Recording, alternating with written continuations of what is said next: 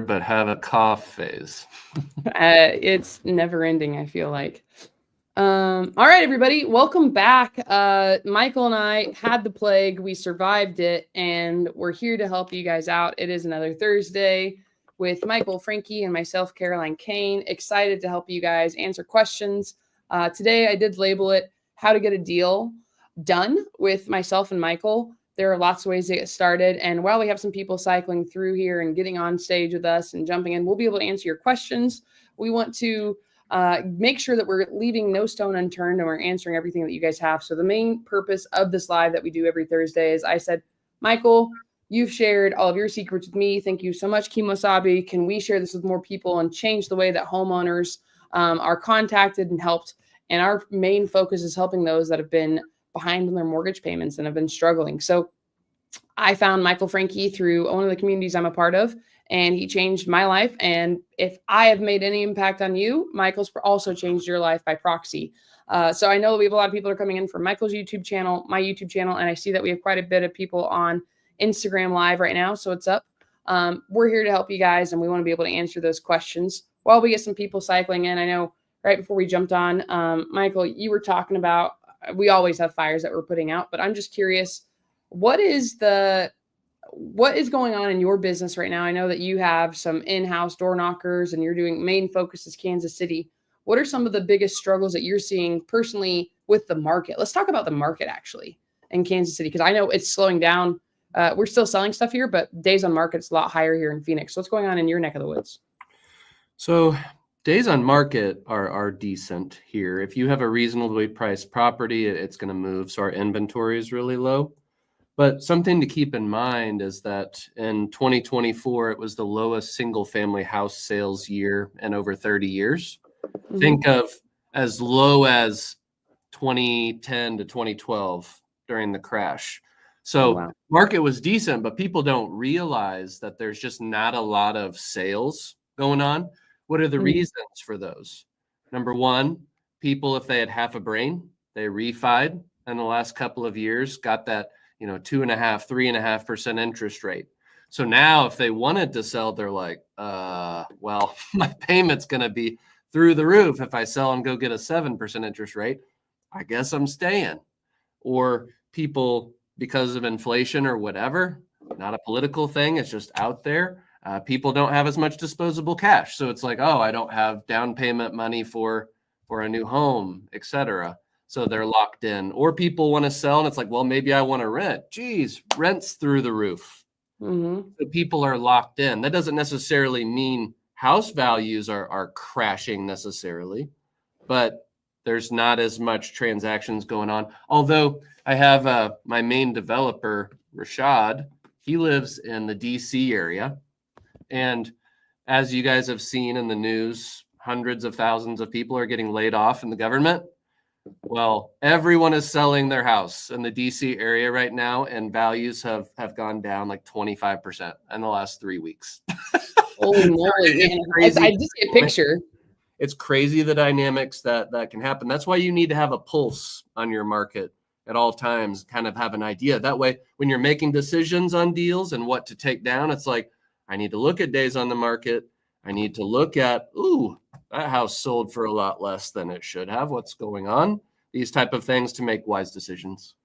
So if you were new, let's dissect what Michael just said here, because that is guys, you do need to have a finger on the pulse. And I know we got a lot of new people in here that are getting the hang of everything. And I was talking about, because my main strategy, and you've even told me this too, Michael, but when you're in different phases. So for everybody on here, if this is your first time seeing Michael Franke, if this is your first time seeing Michael Franke, tell him hi in the side chat just so we can see who is your first time interacting with him. But what's up, Shelby? I love Shelby. Michael has been doing this longer than me. I've just done 4 years of this. Michael's been doing this, has way more experience than me. So I surround myself. I actually just said this on a different Zoom. Surround yourself with people that are having the success that you would like to copy off of and emulate. And Michael has done that. And for just a quick recap of him for everybody. Used to be a school teacher, making $40,000 a year. First deal he did, he made $50,000. And for him to say that about the market is very huge, because you want to understand what's a good deal. And I explained on a Zoom I just did, like, I only look at stuff that has a minimum for me in my market, at least $150,000 in equity because of what season I'm in as an investor. Michael's been doing this much longer than me. Do you actually have any more rental properties left, Michael? Yeah, we have about 25.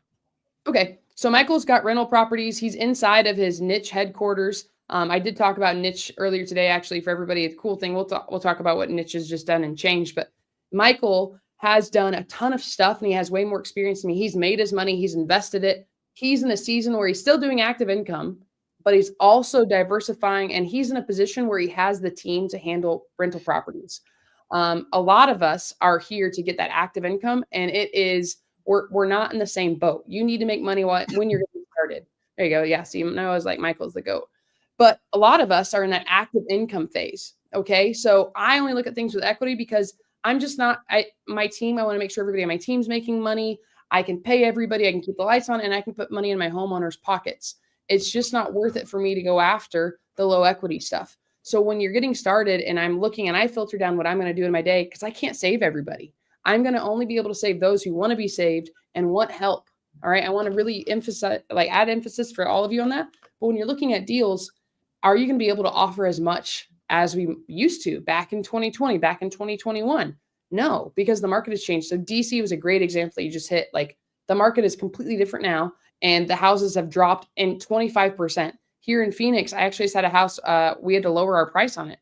It's just interest rates have gone up. It's not the same seller's market that it was back when Trump was president last time. It's a completely different area. So you need to have your fingers on the pulse. So Michael, if you were a new person getting started, how would you recommend figuring out what's going on in your market? What would you do if you were restarting? So it depends on if you have a license or not. If you have a license, you can, of course, get on the MLS, check out all the information. But if you don't, you need to align with a broker in your area, really get their pulse on things, go to some local meetups, ask other experienced people what they're seeing.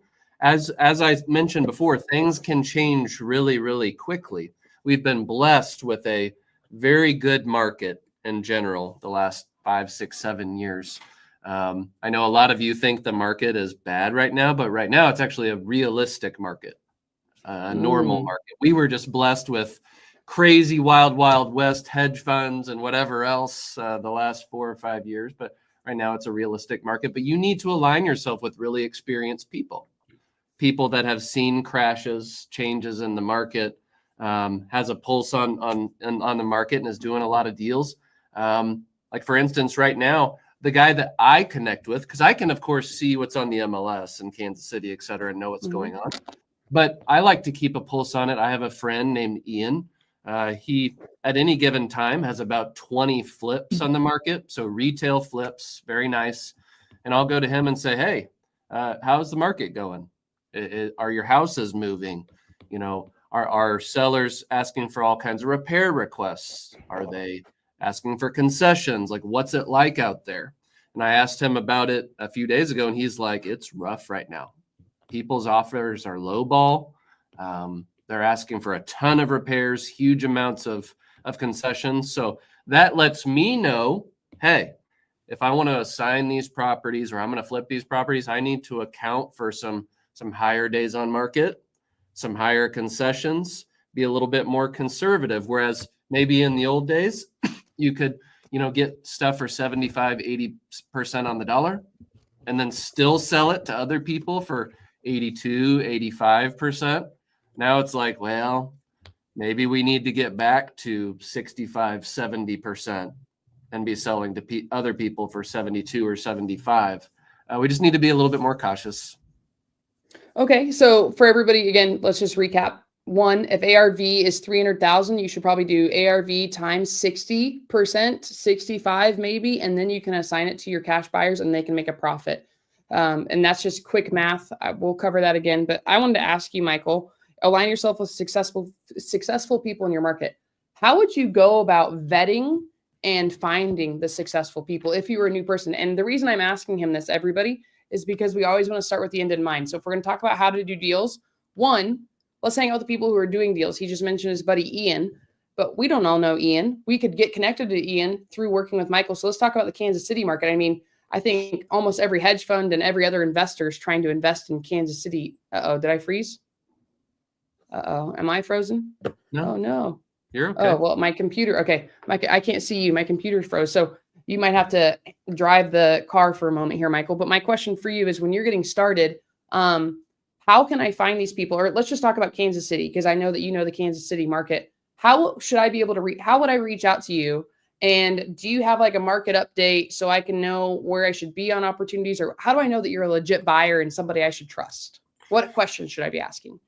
So first off, when I started, I collected a buyer's list that was very, very strict. So I wanted the best of the best people. Then if you want to backfill and add others later, wonderful. So my criteria was this. You can buy a property blind with pictures and video. I give very good pictures and video, 100 plus per property. You can buy in cash, not hard money, cash within 2 weeks. Number 3, you do not care what I make. Okay, so I added all of those people. Then they said, yes, I do those things. Well, then, of course, I'm not just believing them. It's the show me state in Missouri, right? So I'm going on the tax record and I'm be like, oh, what's your LLC? Just so I can have it on record. Well, then I'm going and checking their LLC in the tax records. And it's like, oh, I think we got some feedback. It's me. I'm going to fix it. Go ahead. So then we go check the tax record and it's like, oh, that guy owns 20 properties now. Clearly doing some activity. This person owned 0. Well, maybe you need to do a little bit more due diligence. But something that I can do is go into our tax records. You can look at all past sales. I look at cash sales, and then you can filter that by LLCs that have done multiple or dozens in the last few months or year. Okay, then you can skip trace those folks depending on your resources. You can do that, but probably only a few hundred of them at any given time. And then you're going to have to do the unscalable things, skip trace those, give those people a call, connect with them, see if they're buying in the market, etc. But I think in this day and age, it's really sexy now to say, hey, I need thousands of people on my buyer's list. On my main buyer's list, I have like 10 in Kansas City. And am I leaving a little bit of money on the table each deal? Maybe. Although they pay some pretty good dollar, the guys I have. But I want reliability. I want someone that if they sign an assignment or say that they're going to buy a deal, they will do it. And I would rather have reliability, sustainability than wondering if random Joe Blow is going to close.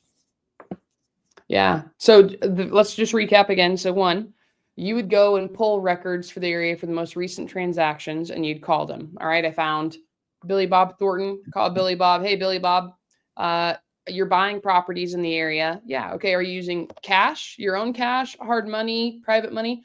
And if they can't answer that, I'd be a little concerned, but they're like, yep, we use our own cash. Okay. Use your own cash just so I can, for my records, because Michael Franke taught me this and he'd kick my butt if I don't. What's your LLC name? Just so I can see what you guys have done and I have it on records.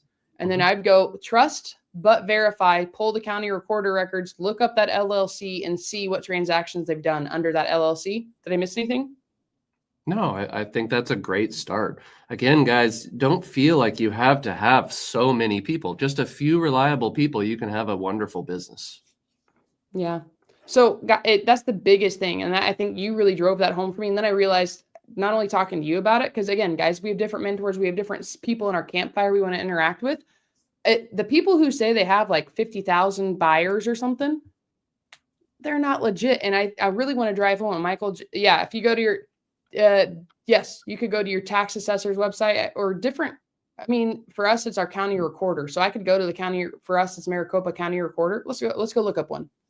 Let's do this live since we're on here. Maricopa County. So and every state is different. You guys will all have different laws for your, let me get the recorder. While Caroline's looking that up for Maricopa, you can also, if you have access to the MLS, look up past cash sales, see who the owner is, skip trace those folks in the same way, see if they start becoming duplicates on your list where people's doing a lot of business. Go ahead, Caroline. Yeah. So here's our county recorder. They just updated it. And I actually was just over at Brent Daniels. Pay attention, guys. I was on Brent Daniels' podcast before I got the bubonic plague. And he told me this is actually a pro tip. I learned this from Brent Daniels. So there's an iBuyer. I'm not going to say their name, but he told me to search the iBuyer's name here. He just said, go to the county recorder and look him up. This iBuyer. And fun fact I learned about this, Michael, and this might be something you've heard. He will go and tell people, hey, we'll buy it at the number that you want. They go back again right before they close and say, actually, it needs more work. Drop it by $60,000, $75,000 to where the realistic people would have been anyways. And he gives them a $10,000 non-refundable EMD. And he allows the homeowner to cancel.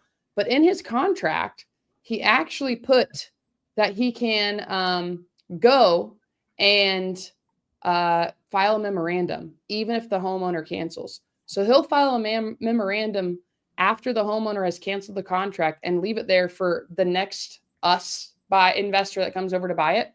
So for us to buy this, just so you guys are all aware, a memorandum will cloud title. We won't have clear title, and we'll have to get that released. So he said, go look up this guy's name. Let me just make sure it doesn't pop up when I start to type something in here, because I don't want to be getting in trouble. But I'll pull up my LLC so you guys can see it. There we go. Boom. And I'll just search it. But here you go.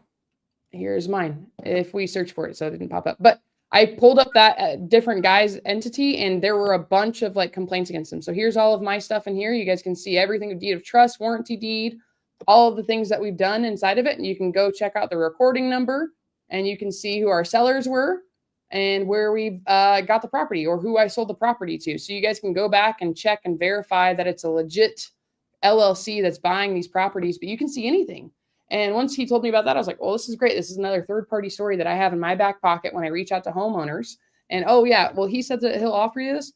Go look up his name in the county recorder and see how many lawsuits there are against him and how many memorandums he's filed. And it's a way to figure it out. And fun fact, when they ended up working with these homeowners after the fact, they'll just go write a bad Google review, and that guy will release the memorandum for free. But it's not the investor that's going to have to pay it. They're making that homeowner pay that memorandum. They're like, this is part of your equity. You know, we didn't sign that contract with this guy who scammed you. We told you from the get-go they're going to bait and switch you. So you guys can go check out your county recorder. We do live in the United States of America. It should be just about free, or a couple of bucks. I know in Indiana and California, a few of those places, they'll charge you 99 cents for a document. But yeah, you guys can check those out. So Michael, one, we should market update. We found out things are sitting longer. They are still selling, but sellers are asking for more concessions because their payments are higher. Question for you. Now that we found a Michael Franke who's buying in a market, what would be you just said take as many, like hundreds of photos, lots of videos, so they can just see it and they're going to trust your property. How would I pique your interest? Like if I'm going to send you a property, should I just say, hey, I have a house in the zip code 345678, and here are photos. Give me your highest and best. What would you do to sell a deal to an end buyer, and then we'll talk about finding the deal? What I've found is my best buyers, they like as much transparency as possible. There's a big difference between someone who sends me some half-baked photos, right? Very little description, doesn't tell me bed and bath count. When I send something to someone, they're very good photos, a very good description of the property, how many beds, how many baths, how much square footage, what year built. I also point out glaringly obvious issues with the house. This house needs a new roof. This house, the AC and the furnace are good, but the hot water heater is shot. It might need some minor foundation issues. And when you provide all that information, the buyer can then say, oh, well, I can now come up with an estimate on repairs. I can trust this person. And they feel like you're not hiding anything from them. Because I know you guys over in the chat, you're trying to get your first deal, your second deal. It's like, oh, I need this money. I'm going to try to slide this through. Do not do it. Okay. These people are your golden goose in the future. You want them to like you. It's worth getting paid a little bit less and have them come back. That's a huge one. The biggest thing, if you can take anything away from this live that we're doing right now, build the relationship. Focus on building the relationship. And if you are upfront, you're like, listen, dude, I've walked houses before and I've texted cash buyers. One of my best cash buyers, Jared. I'm like, hey, dude, I'm at this house right now. What do you think? And he was like, oh, like, because the homeowner, also guys, the homeowners just don't know. This is their biggest asset. And I talked to homeowners, like, it's probably going to be about $80,000. We know it needs work. And I was like, at least they're realistic. They've already decided they want to sell and they think it needs 80,000. Homeowners are probably off by like $25,000 to $50,000 in renovation. So I sent photos to my cat. He's like, just send me the backyard and some interior photos and I can give you a quick ballpark idea. And I was like, yeah, well, the roof was updated. And I had a few big ticket items that were handled, which was nice. But the house renovation was $125,000. Yeah. And I was like, oh my gosh. But it comes back into, I'm telling him everything. Hey, the pool pump needs to be redone. Here's a photo of the pool. There's a huge crack in it. He's like, oh yeah, that's going to be another $25,000 to $32,000 there's all kinds of stuff. But when you build that relationship, my cash buyer will look at stuff. I actually texted him the other day, he just had a baby. He's like, hey, hang on, I'm giving the baby a bottle. I'm making breakfast. Give me 10 minutes. I'll give you a buy price. So I can send it to him and I'll just, because sometimes I don't know. And as a new person, this was the biggest thing that scared me. I was like, I just had a new student actually ask me, it's like, how do I know what to offer someone? Sometimes you don't. You can have a rough idea, but if you really build a relationship with your cash buyers and you're like, where would you buy this at? They're like, hey, I think you can wholesale this. He actually told me, I think you could wholesale this at $260,000. And I was like, all right, so now I know I have to get under 260 for me to make any money on this. And my homeowner wanted 350. It wasn't realistic.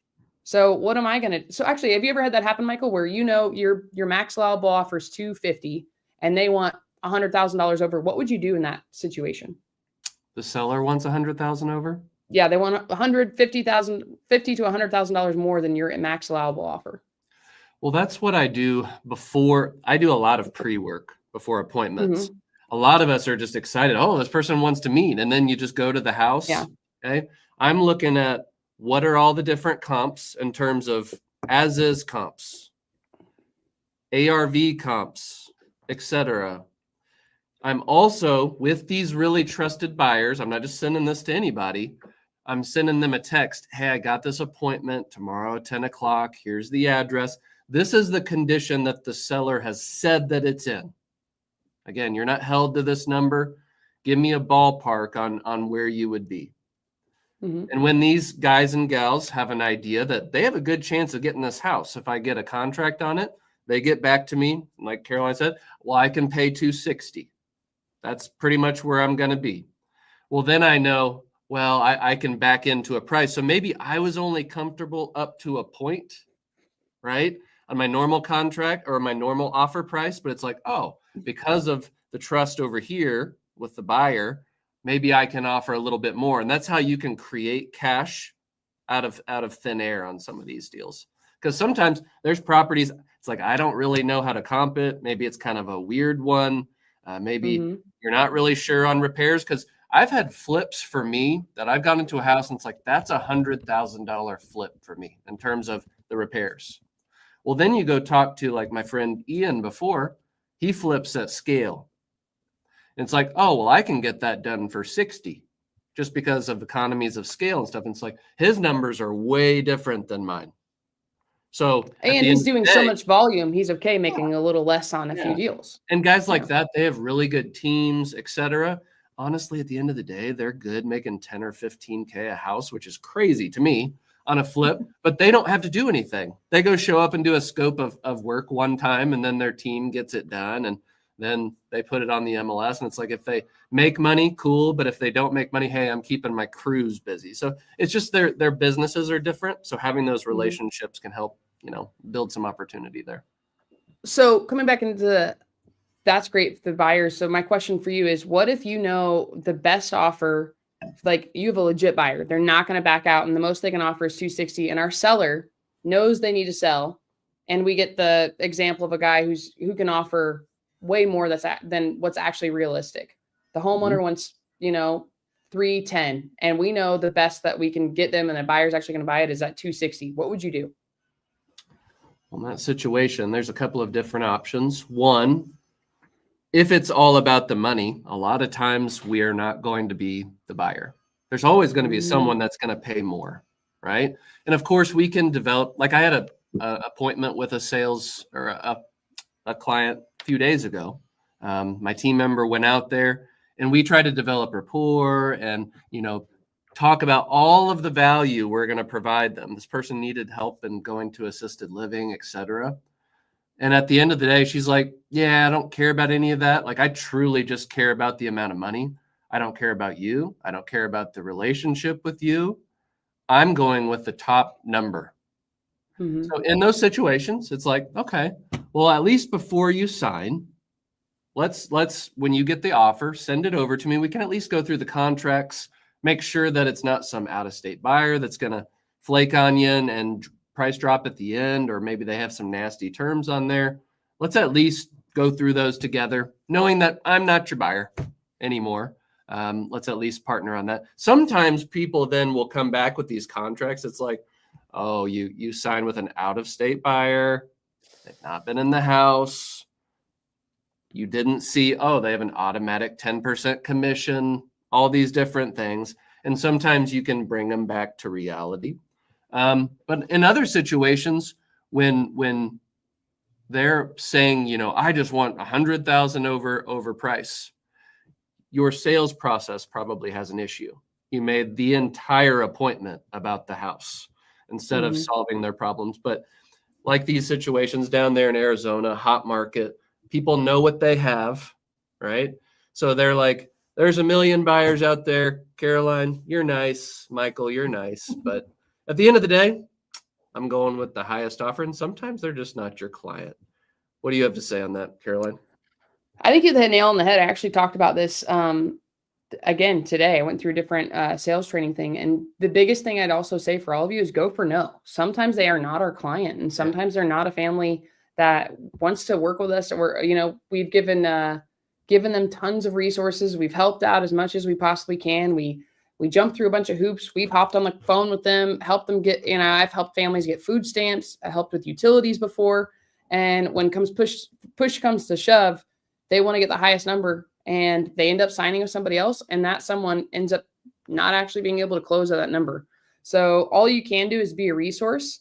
But I would say this is, again, you really opened my eyes to this. And for everybody on here, the different resources we can provide to them. That's what you have to over deliver. If you remember that we are a service-based business and we are out here helping homeowners, it's going to change the game. And sometimes they're just not the right fit. So you have to be able to identify, okay, they're not going to work with me. They really don't want any help. They still have their head in the sand. Do we stop contacting them? No. We put them on a drip, and we'll keep reaching out, and we'll keep giving them different types of value. But you're going to go focus on somebody who's ready to do something today. I'm tired of dealing with all these phone calls, of getting all these people knocking on my door, of the bank shooting me around left or right. And it just comes back into, you really have to you can't take it personally. And I don't know, Michael, you do a lot of training with people, because I mean, you've been doing it longer than me. How hard is it for new sales reps on your team to get to not take it personally with all the rejections? And how do they get over the rejection? And how many no's would you say you're looking for in a day? I mean, it takes time. I mean, as humans, we don't want to hear no. It's hard to hear. And when you are newer, you don't have as many opportunities at any given time. Maybe you only have 1-2 opportunities.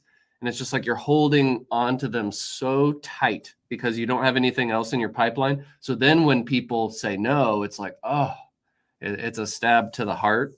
But when you start doing more regular marketing, more knocking, more calling, more texting, whatever it might be, and you have 10, 15, 20 people and you're stable, it's like, oh, well, one, I can be a little bit more myself and relaxed in these appointments, because it's like, hey, I got other opportunities. If they say no, so what? But at the same time, it does take some time to develop that thick skin. I can't say that I have a amount of no's that I'm looking for every day, but we do have KPI metrics that we try to hit. But at the end of the day, like, for example, I have 150 foreclosures a month, give or take, in Kansas City. We might get 8, right? It's like 5% of the people. That means 95% of the people essentially say no, right? Does that deter me from getting the 8 that make me a couple $100,000? Heck no. I'm going to keep going. And that's just the way I see it. But it does take time. At the beginning, it was like, oh man, someone yelled at me at the door, and I'm going back to my car and I'm like, gee, many Christmas. Like, I don't know if I can do this. Now I feel completely different about it. Someone gets upset with me. It's like, oh, they're not mad at me. They're mad at their situation and they're just taking it out on me. Cool. Great. I was an outlet for them to get their anger out and just see it as a positive. And the way I see it, hey, you get, a deal every 100 doors, right? You're making multiple hundreds of dollars per door. Makes the rejection feel a little bit better. I think you hit the nail on the head there too. I mean, the way that I like to look at it is I see the more no's I get, I'm finally getting a qualified lead. Once we get a qualified lead, then we can go and set an appointment with that homeowner. And then you have the opportunity to potentially either get a contract or help a homeowner stay in the home. And that's what you guys, if you change the way you're thinking about it, it'll make it a little bit easier. But the name of the game is rejection. And it is really just follow up. And I think the thought of running a marathon sounds awful to me. And I know that you're a cross country, long distance runner. I think that's really why you're so good at what you do, Michael. It's because you can stay in and suffer longer than most people. And a lot of people, and for everybody on here, if you're watching this, a lot of people think this is a get rich quick scheme. If you do what we're following, you're going to make money. I mean, it's going to happen. It's just inevitable. It's a numbers game at the end of the day. And if you really prioritize helping a homeowner at the door over more than what you want, like, of course, we want to buy houses. That's how we make a living. But if you go forward and you really prioritize their success, by proxy, you're going to be successful. But a lot of people can't stay in the discomfort long enough. So if you're able to get past that rejection of no, F you, don't knock on my door, don't bother me, and you know that we're going to go above and beyond and treat them and take care of them better than anybody else, some will, some won't. So what? Who's next? And you move on. So I hope this it looks like you have something else you want to say there, Michael. Yeah, here's kind of a visual image. You brought up the running aspect. So for years and years, I was running about 100 miles a week, 15 miles a day, give or take. It didn't matter if it was incredibly hot, freezing cold, snow, whatever. Over time, you build an extreme toughness to the elements and almost encourage them, right? So I have a building here that I'm in, and we have like a 3/4 of a mile loop around. So I'll walk around it a couple times a day. Well, yesterday it was -2 degrees in Kansas City, and I'm just walking around it, and I feel nothing because it's just like of the toughness built up over the years. And my team's like, "What are you doing? Are you insane?" It's like, it's not cold. What do you mean? It's just like it doesn't matter to me. Same thing with your real estate business. For a while, it's like, oh, this is going to suck. It's like, it takes so much to get out there and do this when it's cold, when it's hot, whatever. The rejection is hard. But then after a time, you've seen it all, you've heard it all. And it's like, your rejection means nothing to me. This failure means nothing to me. And it's just an interesting parallel that if you're doing hard things in your life, all of a sudden that translates to other things. Like today, I've had a lot of fires in my business. It almost like overwhelmed me a little bit earlier today because it's like, how is it possible that all these things are happening at once? There's just no way. But then I'm able to put that to the side and be here and be present with you all and kind of forget that even happens. And over time, it's just like, hey, problems are expected. I know that cash is coming out. I know that impact is coming out, etc. And you just keep going. So you just got to develop that toughness over time. And I think also you just get used to it. You have a new threshold that you get the hang of it, and you'll have success from that over time. I see this and I want to just highlight this. This is awesome. Victor just put this in the side chat. Victor said, just want to share a win. Got one great cash deal in the beginning of February. How? Speed to lead from text and cold call. And I know Victor's been using the niche data as well. So for everybody on here, if you did not know, I actually just I guess we have the perfect time to talk about it right now. Michael, I'll let you even dig into it a little bit more because I was excited.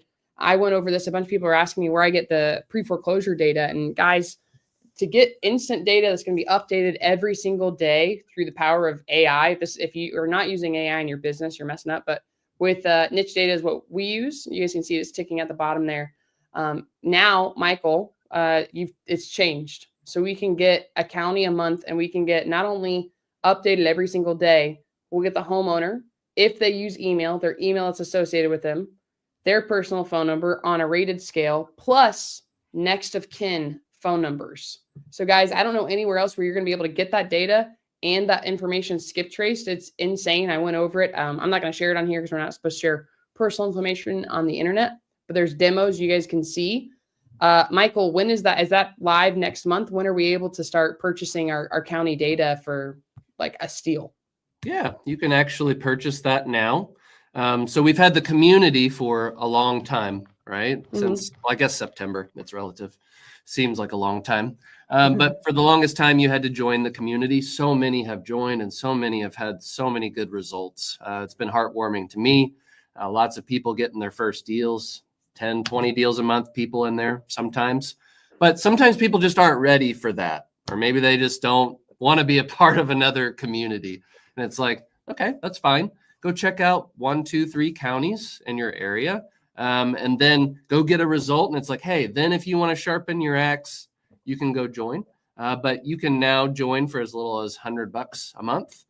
So there are some big counties out there, Maricopa, whatever else. It's like joining that for $100 is honestly robbing me. But people can do that. You can get all of your information about your seller, of course, phone numbers, emails, addresses, etc. All the equity information on the property. That way, like Caroline said, she wants to have $150,000 in equity on a house. Make your different filter that you want in terms of that. You will get all of the relative information. I cannot tell you how much of a time savings this is. And it's not like 1 or 2 relatives. Oftentimes it's like 10 relatives, 10. right? So you can go there, see all of their phone numbers, their emails, their addresses to kind of help you go to the next level. And then, of course, we have all the property information, beds, baths, square footage, taxes, etc. So we have that for you in terms of data only. We then have the community, if you want to join that. And here in about a week or two, we'll be dropping our CRM to where all of that data pours right into a CRM designed for niche lists. And we help you automate all of your marketing in different ways. So there's something for everyone at all different budgets. And I mean, guys, this is the biggest thing. We're trying to take away all barriers of entry to help you guys out because there's a mission we have. We want to help these homeowners. We want to change the way that people see real estate investors, and we want to help you.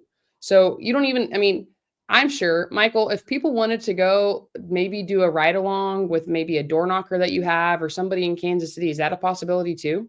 If they start bringing you deals? I'm sure it's always possible. Yeah, I've actually started opening up our data to people in Kansas City.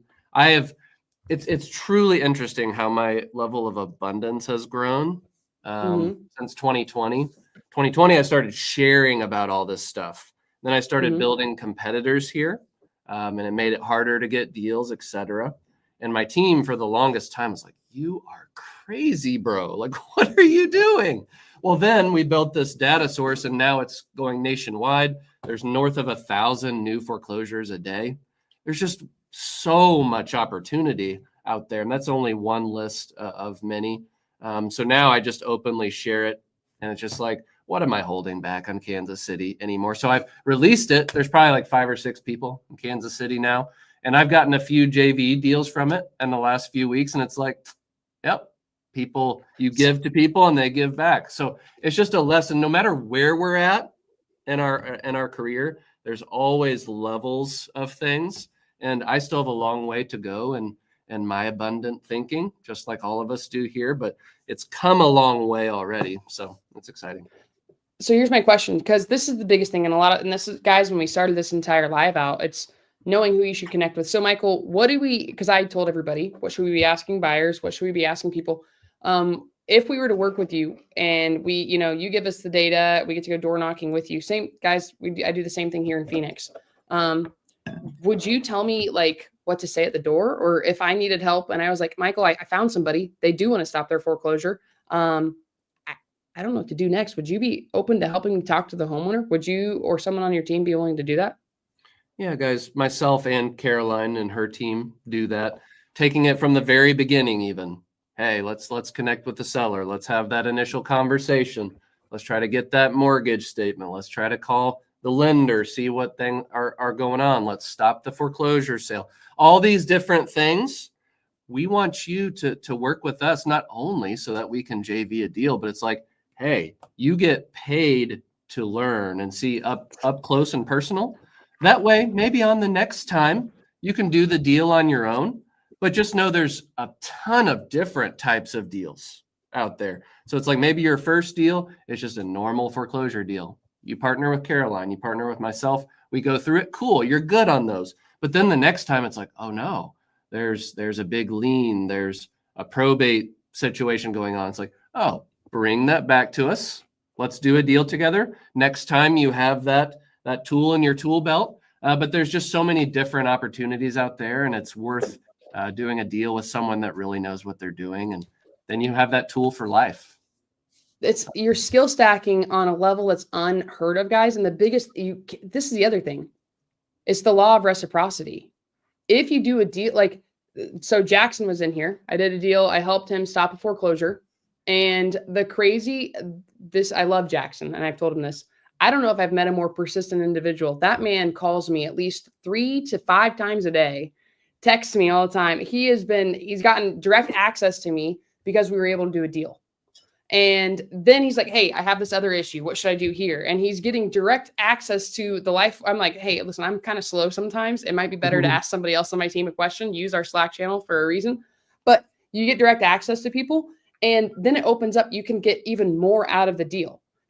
We helped Jackson, and there was an elderly couple. Somebody else got there beforehand, tricked the wife into getting him on the deed. Signed it over. So then, okay, well, Jackson didn't know how to do anything with this. So we were able to help get this negotiated down to where the guy who was scamming this elderly woman got him $1,000, got him out of our way. He was happy. We were happy. We moved on.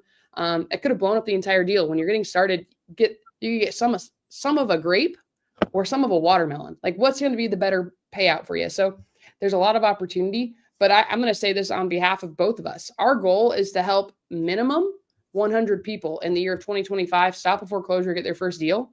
This is what this live is for. We're here to help you guys. We'll answer your questions. And we'll look up this question right here I'm going to ruin your name, so I'm not going to say it, and I apologize. But what about those of us living in Canada? Yeah, Nargis? I don't know. But I have Carmen. I have a guy in Canada right now that called my data, set an appointment, and we're closing on the deal. Like, I have people in Canada. He lives over by Toronto. I have people that are doing stuff in Pennsylvania that we're working with. So just because you're not here in the exact same city as us, you just have to have thick skin and the thought process of, I can't lose if I don't quit.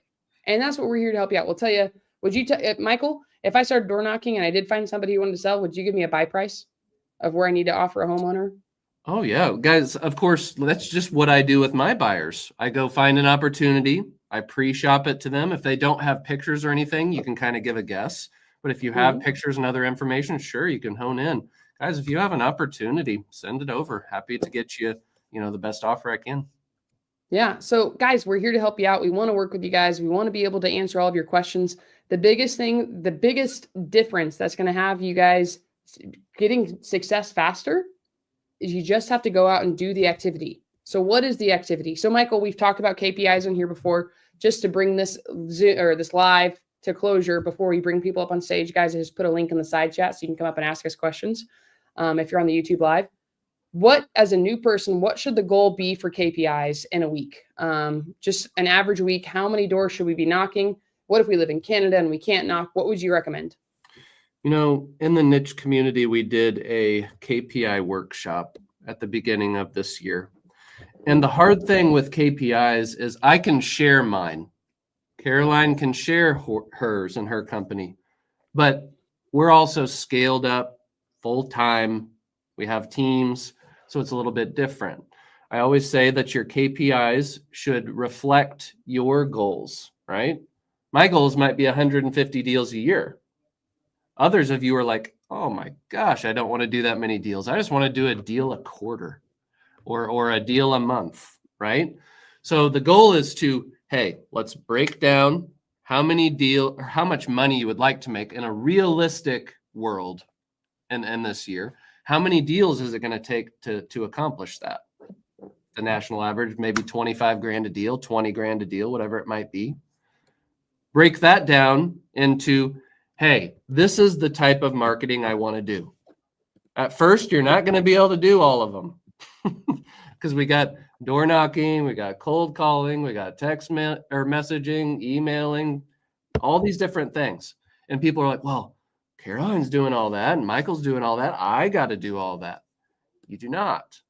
I would rather you be really good at something first before you add something on. So it's like, hey, I'm going to choose cold calling. Great. You can do deals cold calling. So it's like, this is how many calls you have to make a deal. Then break down, hey, how many of those calls am I going to have to make per month, per week, per day? And then all of a sudden in the community, I broke this down based on all of the different marketing channels. And people were like, oh, well, if I want to make 250 grand in a year or 100 grand in a year, the amount of activity per day is really not that much. I just have to be consistent with it. So that's what I always preach to people. You want to work backwards, but you also want to choose a KPI that you can actually commit to. There's nothing cool about saying, hey, I'm going to go door knock 10 doors a day. If you then immediately are only door knocking 1 or 2, that's not going to make you feel good about yourself. Then you're going to quit, right? Mm-hmm. So you've got to have a realistic numbers, whether you're a full-time person or a W-2 person. Establish how many sessions you've got per week. And it's like, this is my number I can reasonably hit. I'm going to hit it. And then you cut off all other options. It's like, I don't care if it's raining outside. I don't care if it's snowing outside. I'm hitting my 5 door knocks this week. If that's your number, perfect. Guess what? Within about 20 weeks, 4 or 5 months, you might have a deal that makes $20,000 or $30,000. Okay, then you have that proof of concept. Maybe you can then do more or whatever. But maybe I can release that video sometime on my YouTube channel, just that workshop. It's very simple, but it breaks it down for you and helps people get more clarity on the amount of action they should be taking. I think you really hit something on the head there, and I hope everybody paid attention. The goal isn't to say, I'm going to knock 100 doors in a week.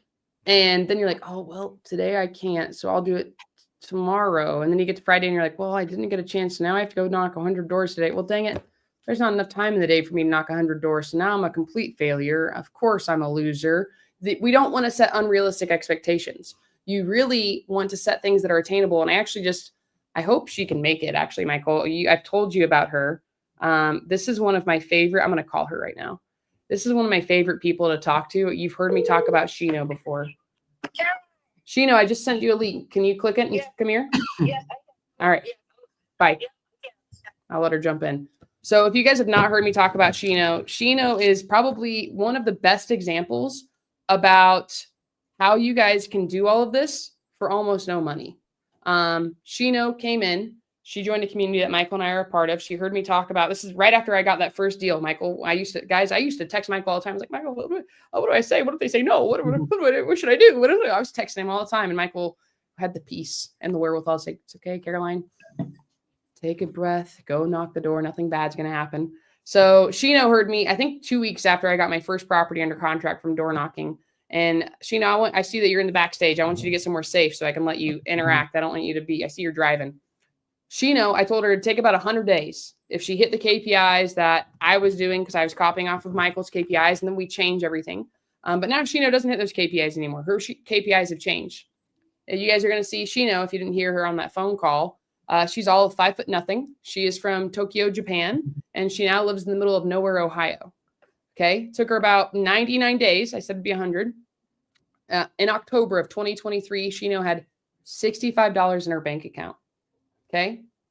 She finally, from July, had been knocking and reaching out to people and finally got somebody who was like, I have to sell my house. I need to sell my house. I'd love to sell my house to you. Can I work with you?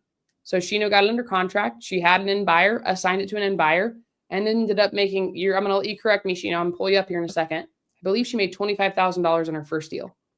Now, Shino, are you somewhere safe? Hi. Michael! How's it going? So good to see you both. My favorite people in the world. Good to see you, Shino. Shino, I'm going to keep it short and I'll let you chime in here. I'm going to ask you a few questions. That first deal you made, you assigned it to an end fix and flipper, right? How much did you make on it? $21K. $21,000. And Shino, how long have you been speaking English? Quite some time. Quite some time. There's so many 10 people years? that have moved to United States way after me, and they speak perfect English. I mean, like, man, something wrong with me. So, well, yeah. So I'm guessing your accent really prevents you from having any success door knocking, right? Nobody sells you any deals. Yeah, people like to work with me. Sometimes it's not. But depends. People like to work with you. So, guys, you don't have to even have perfect English. All you have to do is go and help and take care of these homeowners. My favorite thing is looking at your stories on Instagram, Shino, because you have been really interactive with homeowners and you get them to open up to you. And that's the biggest thing. Shino, you just had one of your biggest deals ever close. How much money did you make on that deal? Oh my God, I don't know. I want to say that on YouTube. Do it.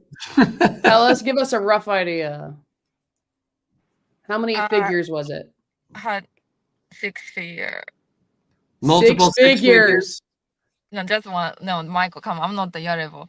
I'm Michael, just chill. seeing. Chill, Michael. Chill.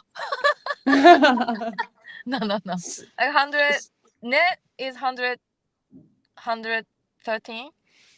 113. Way to go, Shino. Way to freaking go.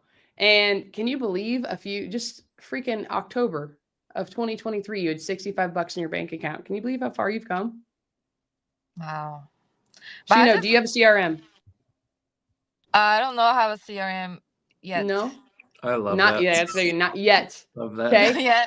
Shino, because I heard Michael, you didn't have anything until you make million. My first $1 million in foreclosure deals was mostly done on Google Sheets Empire / a notebook. Yep, that's right, people. Every time I call Shino, I'm like, hey, what are you doing? She's like, I'm not doing enough. I have to go knock more doors. So Shino is really, her big thing that she does is she focuses on door knocking. So some people are curious, Shino. They want to know what your KPIs are. How many doors? We talked about this earlier on a different Zoom. What does your week look like? Actually, before you tell me what your week looks like, what challenges are going on right now? Do you know of any challenges? No. You don't know? Why don't you know what challenges are going on? That's so crazy. Aren't challenges going to help you make $1 billion? Well, then I will join. Like, please tell me. She's too busy. She's too busy door knocking. Every time I call her, she's like, I have to be door knocking. Sorry, Caroline. I can't go to this event. I'm door knocking. I'm trying to get Shino out of Ohio. She won't leave. So Shino, what does your week look like?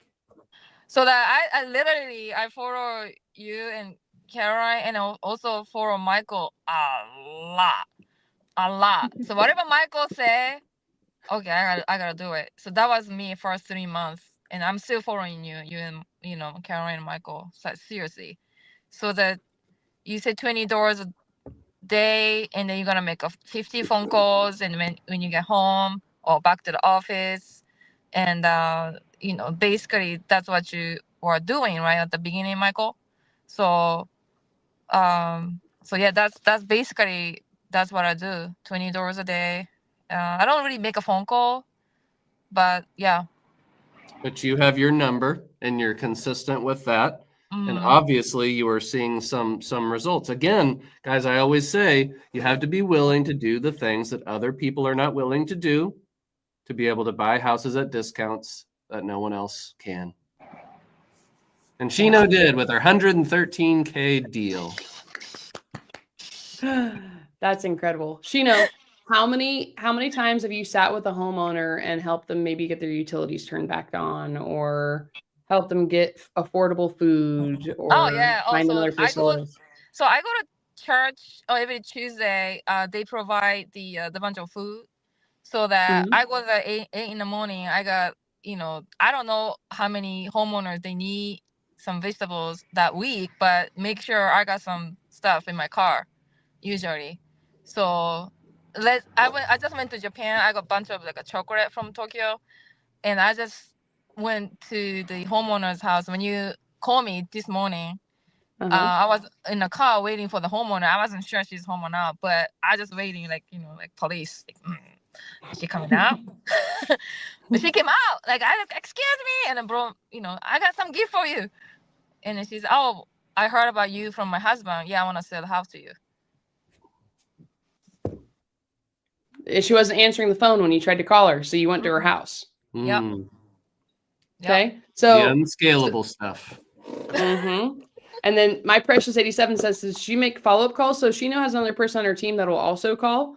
But what she's found is she has and this is where Michael's talking about. So everybody, the unscalable thing is Shino sitting in front of the house and she's making other calls to her title company. She's trying to contact other homeowners. But this one, she knew the husband had said, I want to sell. Every time Shino had called the wife, she wouldn't answer her phone. And here's the biggest thing, guys. You got to understand. We're dealing with homeowners that have really big situational problems. They have a big issue. So I've had one homeowner in 3 months from us getting under contract. It took a while for us to end up closing on it. He changed his phone number 4 times in 3 months.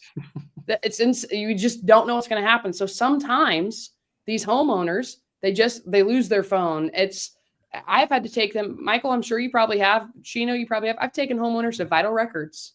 I've helped them get a death certificate for a family member. Like, we do the harder thing, but like, Shino had a deal where they closed on it and she made over $100,000 on it. Is this yeah, but this is not week one, guys. It takes some time and it comes from 1 year. It took a year. Yes, it takes time and you have to keep showing up. And this is the biggest thing. So is this your first time talking to Michael, Shino? No, this isn't my second time. And I'm stalking Michael so that I'm so sorry that you've had to see my face online so many times. Jeez. I'm hiding, I'm always behind the camera. She never turns her camera on, but she's sitting and she's doing the work. And Shino interacts and she's like, hey, I'm not turning my camera on, but I wanted to let you know I made 20 knocks today. And I went to one. And here's the fun thing. Shino will go. She is persistent. If you guys can take anything away from this live, be persistent and prioritize the homeowner and lead with value.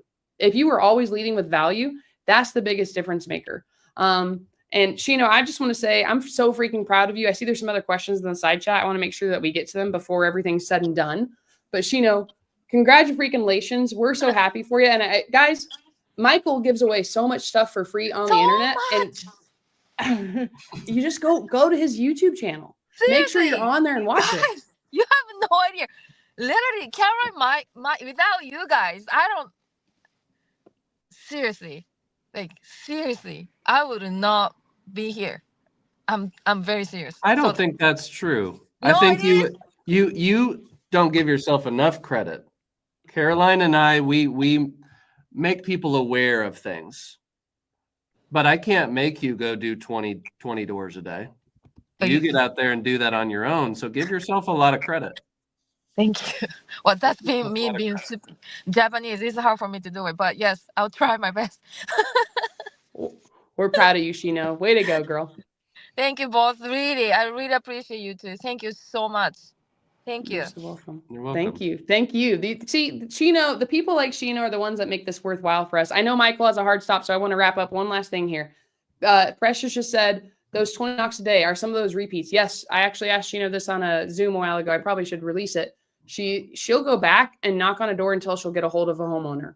Mm-hmm. So she is relentless. And then when they get closer to the auction date, she's hitting them up a ton as well. Look, yep. Anna just said we had one homeowner that we built really good rapport with. She had an elderly lady who had mentioned that she had some suicidal thoughts. So we had a wellness check done.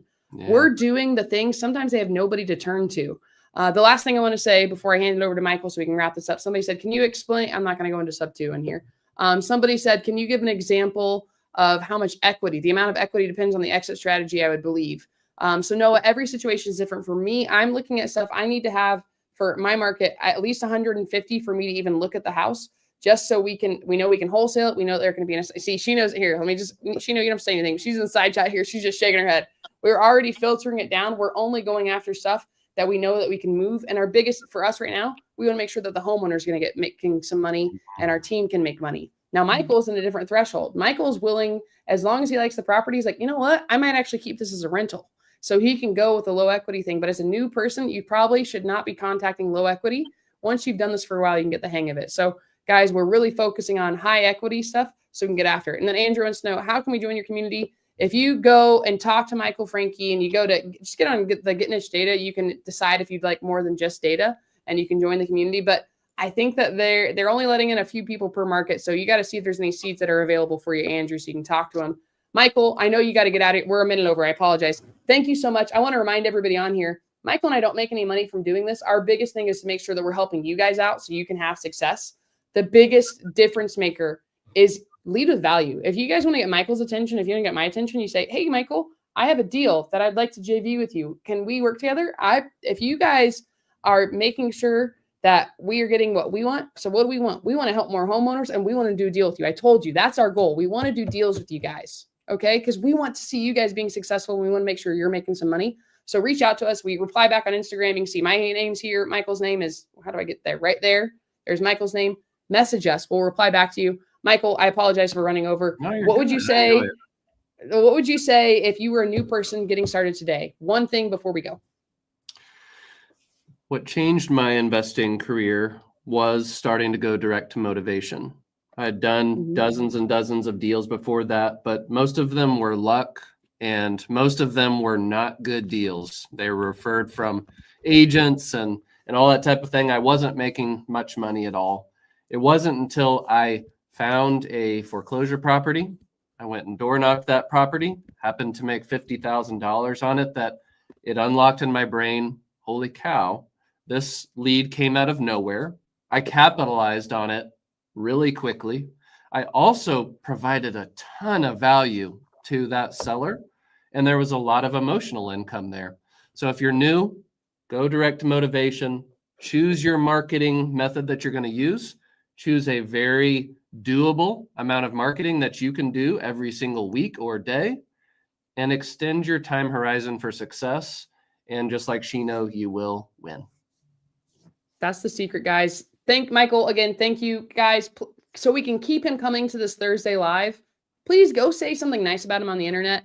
That's the biggest thing. If you have not already as well, if you did, please, if you got any value, click the share button on this, share it with somebody and just say, hey, check this out. This is how you can do a deal. We want to help you guys out. Again, our goal is to JV with you. Anything in Kansas, Kansas City, Kansas, Missouri, anything within an hour, Michael, you'll buy. We'll do it. There you go. That's your guys, your buyer for the Kansas City, Missouri area. I got you in Phoenix. We want to help you guys out. Again, reach out to us, interact with us. We want to get to know you. We want to get to know your face, and we want you guys to help more homeowners. So Michael, thank you so much. Everybody else, thank you guys for showing up. We're proud of you.